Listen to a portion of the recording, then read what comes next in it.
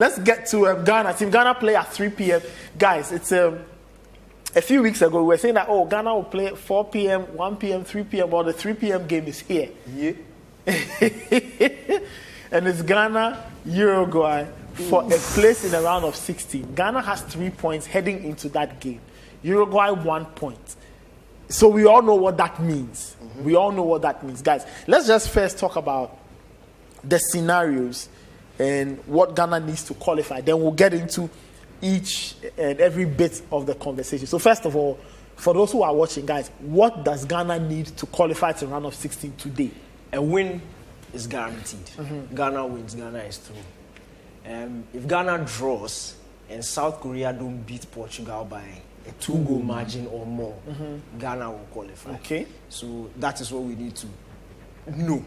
A lost Ghana is out. Okay. Because Uruguay will overtake us. And Uruguay will now also have to hope that South Korea don't beat Portugal by more than a 2-goal margin. Okay. So it's Uruguay and South Korea who have their calculators out. They have their calculators. As for Ghana, calculators shouldn't be out yet. Yeah. Shouldn't be out yet. So if Ghana wins, that steals it. We don't care what happens. Yeah. If we they might draw, even top the group. They can even top the group. If they draw, then we'll have to pull out the calculator and see what exactly is happening in there. All right. Before we get into the conversation, let's have a look at the numbers, the data for both Ghana and Uruguay in their previous encounters, from their previous games in the competition. This is from Ghana versus South Korea, and this is from Uruguay versus Portugal. Okay, so Ghana's XG 1.8. Ghana scored 3 that day. Possession 36.9. They were quite reactive. They stayed solid and then sprang the brakes. You also see the blocks and the clearances. Yes, blocks and clearances tell us what exactly was going on in that encounter. They had 3 shots on target, scored all 3, 7 shots in all, 6 shots inside the box. Quite interesting. That's why I like efficiency. Efficiency, you know. And if you have a look at Uruguay, they are XG 1.3. They had 40.3% of the ball.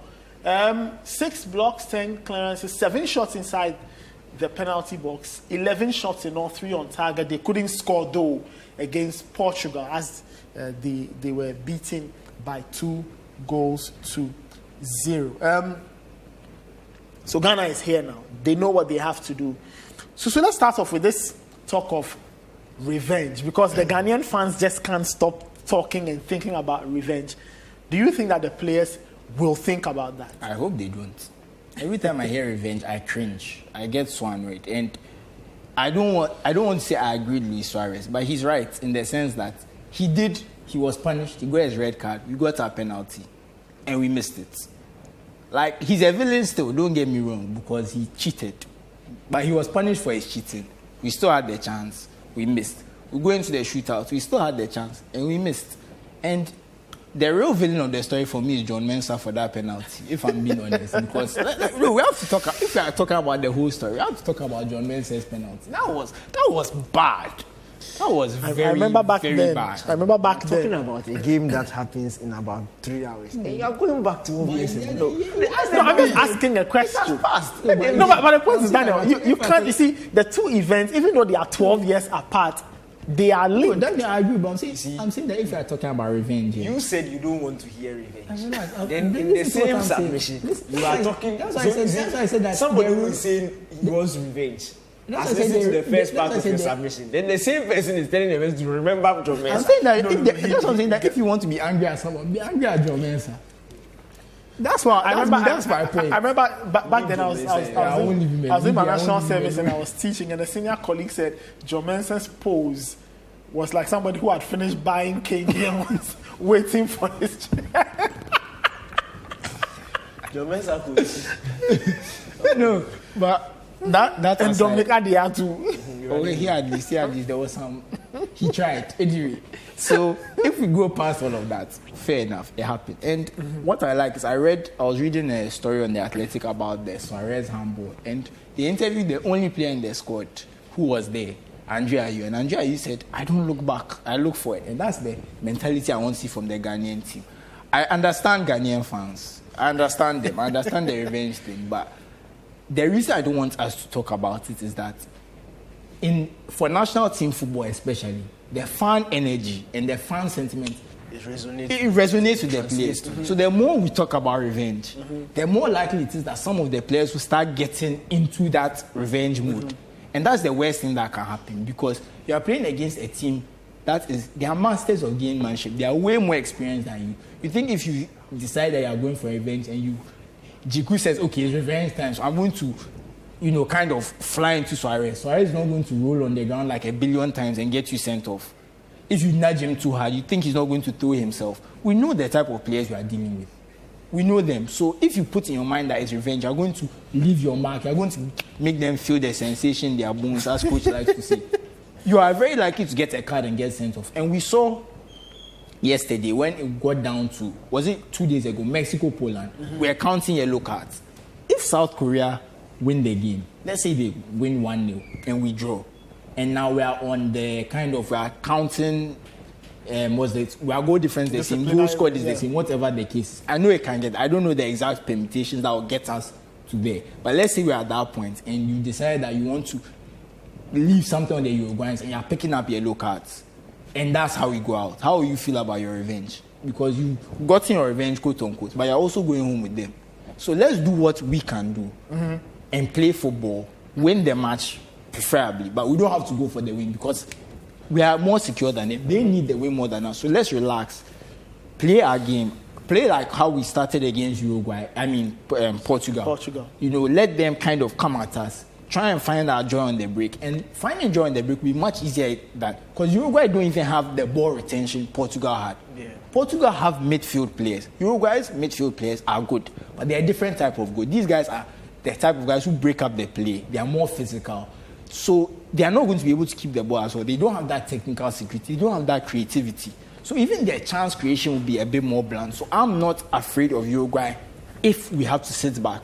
I just hope that we are able to take our chances on the counter. We're able to find joy, because this is a very winnable match. And going into the competition, I didn't want us to be in a position where we did a win against Uruguay. That was my worst nightmare, because we know them. They can spoil your party if you have to come and chase them for the game. Now that they need to chase us for the game, for me, if we want revenge, your revenge is Uruguay trying their best to score you and not being able to, and you scoring the goal and knocking them out of the tournament. That's the revenge. It's not anything about scoring them 10-0, breaking Suarez's leg. We don't need any of that. Just play your football, and the result and them going home will be the revenge. So if you really want revenge, just say win the game. That's all. Just support the Black Stars how you supported them against Portugal, supported the Guineans against Korea, to do their job and do what they need to do. That's it for me. That's how I feel about revenge. But then how easy will it be for these gentlemen not to think about that encounter? None of them except Andre Ayew was there that night, was with the team. I'm sure all of them were little boys watching that game, whatever. Look, it's difficult. Let's not act as if they are not human beings. They are human beings. And they probably watch that game as fans also. So that emotion will always be there. I'm sure you remember where you were when everything happened. Everyone remembers where they were. So it will be difficult. But when you become a professional, your mindset changes. And we also need as many experienced players on the pitch as possible. Look, if there was ever a day where we needed the leadership of Andre Ayew, it is today. Because you need that person on the pitch with the presence of mind to guide you through the moments. These Uruguayans are going to, from a footballing point of view, I don't think they can beat Ghana on the pitch, but they can beat us with the mind games. There's no coincidence. It is by no coincidence that Luis Suarez was on press duty. Exactly. He's trying to get in their head. What they know. And they knew he had asked questions. Prepped on the answers to give. He knew what he was doing. I don't think they even had to prep him. The guy knows already. He's too experienced to be told. This is a proper plan that they've put in place. So all these things we were hearing in the press yesterday from the press conference are things that the Uruguayans were trying to do to especially get to our young players, because they know, they've looked at this team, it's very young, very inexperienced. You want to enter the head of somebody like 12, 13. Exactly. So look, we need to manage the emotions today. All right. Benjamin Nketiah is joining us from Doha. He will be at that game. Ben, hi. Nice of you to join us. I'm sure it's afternoon there, so good afternoon is in order. Initial thoughts on the aura surrounding this game is how many years? 12 years or what? 12 years removed from that encounter. You were at the press conference. You've seen the two coaches, the two teams, whatever it is they're saying. Let's start from the Black Stars. They say they are not thinking of revenge, but do you think it's at the back of their minds as a team, as players, that they want to do one over Uruguay today? They know that's what must happen. It's not a matter of revenge. It's a matter of getting a result that will get you to the next round of the competition. You cannot be obsessed about something that happened 12 years ago. I mean, 12 years ago, a lot of these guys were not even professional footballers yet. A lot of them were playing cold football. And so, yes, there's the sense of understanding that there's something that must be completed because there's a certain pain from the past. But that type of thinking can always distract you. I've said continuously that in a game like this, maintaining composure is perhaps our biggest asset going into this one, because you know our Uruguayan friends already. All types of mind games will be employed. They brought Luis Suarez to the presser for a particular reason. They wanted him to rile up emotions in Ghana and to distract the Ghanaian cause. And so you do not play into their hands in a situation like this. But as far as atmosphere generally here is concerned, I can tell you that with the Ghanaian community here, it's cautious optimism. You can sense, I don't think it's fear, but it's almost like we know what Uruguay is capable of doing if we don't get our act together. And so there's that cautious optimism there. They know Luis Suarez has done it once before and probably can repeat the dose if he gets the opportunity. And so it will be about how well we organize ourselves. But I can tell you that as far as sentiments on the ground are concerned, there's optimism, but it's very cautious optimism. Coach Otuado, you watched him at the press conference. Let's just run through some of his thoughts. He's spoken about the fact that there's no revenge and everything. Did he give an idea of what the plan or what the approach will be? Would they want to hands down the Uruguayans early to try and secure the win, or they want to stay as solid and as disciplined as possible and then maybe see what they can get on the break, especially knowing that Uruguay is the team that needs the points the most? Otuado is never going to give you any sense of anything when he does a press conference. If you know him, you know that he keeps his cards as close to his chest as possible. You would only be able to glean a minute pint of what he wants to do if you watch the training session. But from what I have seen so far, I expect very little to change in terms of personnel and team shape. Yes, Ghana will definitely attack in this game from what I have seen. It's not a game where we are willing to sit back. I don't think that's what it is. In fact, if you watch this team, yes, we've had spells where we've been able to defend solidly for 45 minutes, but those spells of defending have been very nerve-wracking. There's not been assured defending. And so it's not the strength of this team as far as this tournament is concerned, and I don't expect them to continue in that particular step. We have a team that is built to attack, and I'm sure that when the whistle goes, perhaps if you see us holding back a little, it's probably to feel out our opponents, and not because it's our game plan to play a defensive tactic. But today is definitely an attack-minded game. Ghana is going in to win this game. He has said himself that to attempt to go in to pick a draw will be very dangerous. And if you've been following the competition, nobody needs to tell you. I mean, one moment you appear like you are on to the next round, your opponents from the other games score a goal, and your destiny has completely flipped around. And so you want to be in that type of situation where you are controlling your narrative from beginning to end. And I think that's what the Black Stars will be seeking to do today. All right, Ben, finally, before we let you go, you've hinted of the fact that it doesn't look like there will be changes. Are we to assume that a large part of the team that we saw against South Korea will be what will be representing all of us today against Uruguay? Exactly so. No injuries today. The little that happened today was that the Muslim players in the team went to they gathered and then had their Muslim prayers, and then they retired to the team hotel where they've been since. They'll be moving to the ground in no time. And so, yes, we are likely to see a very similar team to that which played against South Korea. There's no reason why Otuado should not keep the same team. Gideon Mensah was a bit of a doubt in the beginning, in the opening days, but it was cramp and nothing too serious. He's recovered from that. He's taken part in training sessions. I've seen him with the team that looks like the first team. And so I expect him to start again in this particular encounter. Everybody else looks fit and healthy to go. And I always say that is a very good problem for a coach to have when you have your full strength squad at your disposal. There might be some tweaks with regards to player roles here and there, but as far as starting units are concerned, I don't expect us to change much. Maybe one change or two, because there's always a surprise element in Otoado's playbook. But minus that, I expect to see literally the same team that did the job against South Korea. All right. Susu, you had a question? Just off football. What's the best part about being at the World Cup in Qatar? Like, what about the experience of Qatar has really stood out to you? I think it's mobility. It's mobility. You can literally get everywhere. So you can get from Al Janoub to the Al Thumama Stadium. You can get from there to Stadium 974 really quickly. And I think it's also been an explosion of culture. So I ran into a lot of Africans at the metro, especially the Moroccans and the Tunisians. They have been super loud, and they've all been very warm and very friendly. Journalists as well. I think that for me has been a great part.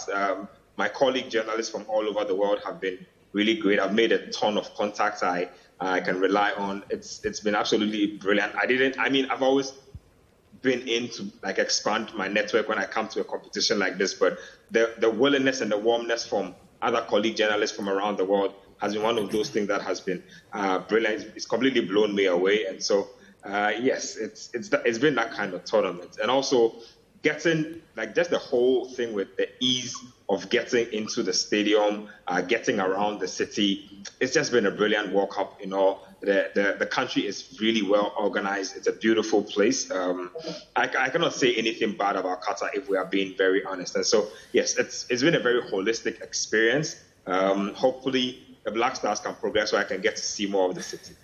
All right, Ben, thank you so much. From your mouth to the ears of God, we hope that the Black Stars will progress to the next stage of the competition. Ben, thank you. I'm sure we'll catch Ben later when the game ends, and hopefully we've smashed his jersey. Yeah, and we've smashed. He should maintain what he did in the previous game, so that we keep wearing his Ghana jersey. Keep wearing his Ghana jersey. So Ben, you heard, keep wearing your Ghana jersey. We'll talk to you later. I have my Ghana jersey. I have my Ghana jersey. Only thing is, it's a little cold in the stadium, and so I'm going. It's cold here too. Don't worry. I have my Ghana jersey underneath, but I'm not going without my Ghana jersey. Believe that. All right, Ben. Thank you so much. We'll talk a little later after the game. After hopefully we've dunked Uruguay 3-0 or 2-0, whatever it is in this account. Half zero, we take it. You could have gone up when you said 3. Why did you choose to come down? I'm just saying. 4, 5, 6. I like that. This is the World Cup Daily on Citi TV. We'll take a very quick break. When we come back, more Black Stars as we build up to that game against Uruguay at 3 p.m.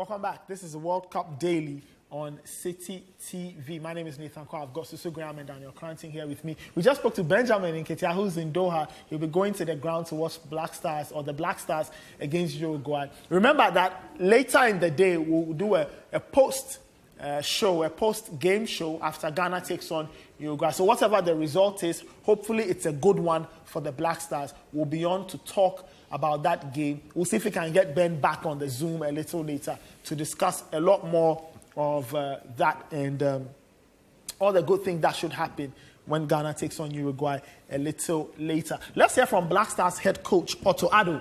Addo, he was talking at the pre-match press conference and was speaking on Ghana's chances against Uruguay as that game will be played later today.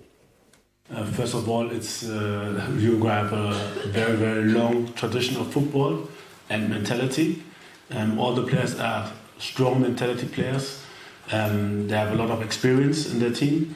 Very, very good strikers, but the midfield is good as well. And even the wingers. When I saw the games, Pelistri is very good. And 1-on-1 Valverde, so they have a lot of good players and obviously good strikers with Nunez, Suarez, Cavani, but the defenders with experience with Godin they're good and they're very, very tough. It's going to be a close match, a tight match, very, very difficult match for us, and we have to challenge them and especially physically and but also mentally to face them. Surely we have to try and dictate also a little bit our style of play, but it will be, like I said, it will be a very, very tough match. Up here, down here even so. Isaac Fanning, BBC. A lot of Ghanaians have been looking at this game from when it was drawn earlier on in the year because of who it is against Uruguay and what happened 12 years ago. For you as a coach, how have you tried to keep out the external noise? It's very important, I'm sure, for a lot of Ghanaians that we win the game because of what happened 12 years ago, but have you made an effort to try and make sure that it's not about the revenge that a lot of Ghanaians sort of want from what happened 12 years ago with Luis Suarez? I think in general it's about perspective. If the same incident would have happened the other way around and Ghana would have proceeded to the semi-finals, everybody would say, okay, it's normal that a player would do anything he can to help his team to go to the semi-finals. So for me, it's not a big topic. This is what I wish from every player, to do all he can to help his team qualify for the semi, and sometimes sacrifice even himself with a red card. It was a very sad day for me. Also, I watched it was so sad.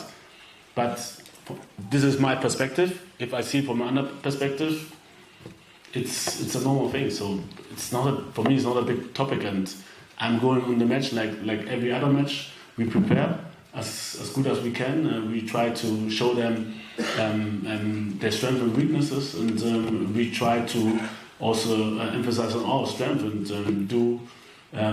try to create solutions.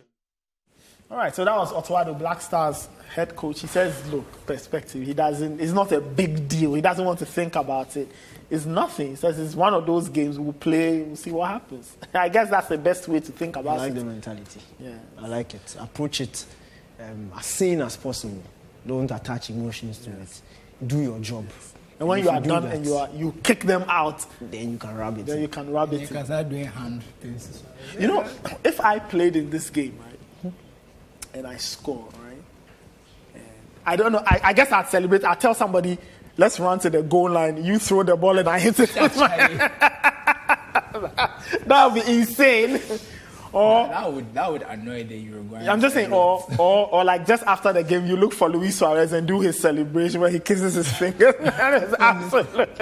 He would be absolutely crazy. All right. It's like how when Osman Bukhari did his suit. Ronaldo couldn't believe what's that? He doesn't even know who he is. Alrighty, let's hear from Black Stars midfielder Thomas Partey. Thomas Partey played brilliantly against Korea. For those who didn't see it, and for those who missed it, you have to watch that game again. Partey was super in that game. He also gave his thoughts on the Black Stars' game against Uruguay later today. Well, I think he said everything. We have to stick to our plan. What happened some years ago will be always history that is in our mind. But this is a total different game. We have different players, different quality, and they have a lot of quality players with a lot of experience. We just have to work harder and try to, get what we want to get. Eduardo Rivas, por aquí, de Canal 4, Montevideo, Uruguay. Para Thomas Partey, si fuera posible, Ghana se mostró en estos partidos como un equipo que hace goles, 5, unos cuantos, recibió de íntegra cantidad. Teniendo en cuenta la diferencia a vuestro favor en la tabla con relación a Uruguay, ¿en algún momento del partido Ghana puede especular con el resultado, capaz que no ser tan ofensivo como lo es normalmente? Gracias. Well, I think it's a game where we want to, show that we are capable of everything. We were the lowest rank in the tournament. Of course, we have to stick to that, and also try and work harder to show that we are able to, dominate games. And as I said, it's a different game. We have to stick to our plan, the plan of the coach, and all the players need to understand what we want and try. All right, Thomas Partey, Black Stars midfielder. Guys, saying something very interesting. He says there's a plan. We will stick to the plan. We'll listen to the coach. And then we'll go out and give our best. Yeah. So it looks like this revenge talk there. The players, they don't want to hear it. Let the fans talk. But the players, they know they have a job. Especially the senior players. The likelihood of the younger ones being drawn into such conversations is high. I was watching a Salisu interview with Southampton a couple of months ago. They brought it out recently, but it was done a couple of months ago, where he was talking about revenge and that he's happy he's going to be part of the revenge plan. That is understandable because of his age. But I'm sure when he entered the Black Stars camp and they've spoken to him, look, these guys are professionals. They know what they have to do. So I genuinely don't think they'll be dragged into these things. Maybe one or two, but when you have the presence of Partey and Andre and Jordan and these big Amati and co around. But whatever it is, they will draw a little. They will draw a little from that. It just won't cloud their judgment. I feel, to be fair, we've seen a very passionate Black Stars willing to fight for every ball in the competition. I don't expect it to come to an end because it's Uruguay. But it needs to be measured, because even the tendency of the referees feeling like these guys are coming for revenge. A tackle may be fused with a little intention. It could be high. So you need to be very measured with some of the things you do in the game. Interesting stuff there. But